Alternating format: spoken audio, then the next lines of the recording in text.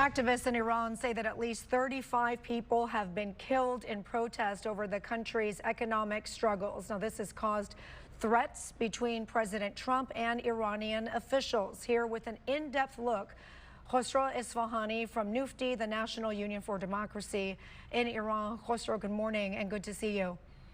Morning, Charlie John. Thanks for having me. Let's start here. President Trump has said that the U.S. would step in if protesters are killed, quote, saying Iran would get hit very hard. As I just mentioned, many have already been killed, including children. Many Iranians watching around the world are asking, what is next? So you mentioned the number of people killed. The regime so far has also arrested almost over 1,200 people. 130 children are among them. Among the dead that you mentioned, there are at least 3 children. The regime has unleashed what it has always done in the past in response to protests, and it's brute force and deadly force. It doesn't come as a surprise to us. The difference this round with the protests is that we have a president in the White House that is willing to stand by his word, deliver on his promises, and stand by his principles. The Iranians are looking at President Trump in Washington, D.C. to deliver on what he has said. This president has shown that he is willing to take action when U.S. national interest is at risk, and the Islamic Republic has proved again and again that it's a threat to U.S. national interest. You talk again and again, Khosrow. We've seen the people of Iran many times over the decades. They're protesting. What is different this time, and the chants that many people may be seeing on social media and what they're chanting? What are they asking for on the streets? Charlie John, you mentioned that we have gone through multiple cycles of protests. I was born and raised in Iran. I have attended those protests that many people have seen on social media and news items. I lived in Iran until 2021. I have seen cycle after cycle of protests, but the thing is that Iranians over the past 4 decades have grown, have matured, have become a united voice, a united will about what they want.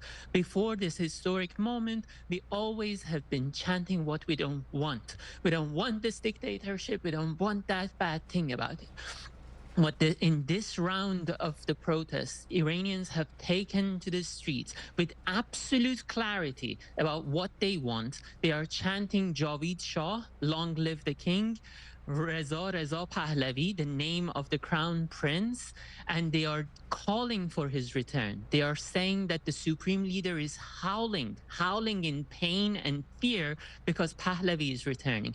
The Iranian people know what they want. They are chanting that because Prince Reza Pahlavi has stood by his principles for 4 decades. He has not wavered, and people know that he is not going to compromise and accept a facelifted version of the Islamic Republic. That's why they are calling his name on the streets of Tehran. And these protests, Khosrow, have spread to many cities all across the country. Some of the new news out today, the Islamic Republic offering $7 a month. What would it be equivalent to $7 a month to protesters and people? Some say to help them economically, but others are saying it's just to get them off the streets and be able to get control of these protests. I mean, is that going to even work? So the ridiculous thing about this offer of cash handouts is that Khamenei and the Islamic Republic regime has been offering Hezbollah terrorists, Hamas terrorists, thousands and thousands of dollars to kill innocent people around the world. But when it comes to Iranians, they only have $7 per month. Don't they even hear how ridiculous this offer is? And Iranians know what they are going to receive. $7 is not going to make a dent in the economic crisis that people in the country are facing. They cannot afford food, they cannot afford shelter, they cannot afford fuel. They are struggling from day to day, and they are not relenting. This morning, since 3 a.m. Washington time, we are seeing people back on the streets, unrelenting, demanding fundamental change, because they know that as long as Iran is occupied by the Islamic Republic, nothing is going to change. Nothing is going to improve. People in Iran are fed up with this regime. They know what the alternative is, and they are not backing down.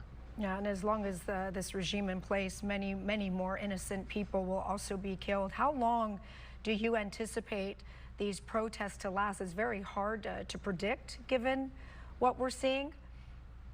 So the thing is, the level of brutality that we are seeing from the regime is nothing new to Iranians. We have seen the sea of blood that the Islamic Republic is willing to walk through to keep its hold on power. But the Iranian people have shown resilience. We have gone back to the streets again and again to reclaim our homeland. That's the Iranian people. Now it is up to world leaders to see this historic opportunity for not only helping Iranians to liberate themselves, but to also change the course of history, to change the course of the Middle East. As long as the Islamic Republic is in power, Middle East is not going to see peace and prosperity. This regime got to go, and everyone knows that, and everyone got to act based on it. Khosrow Isfahani from Nufti, we appreciate your time. Thank you. Thank you.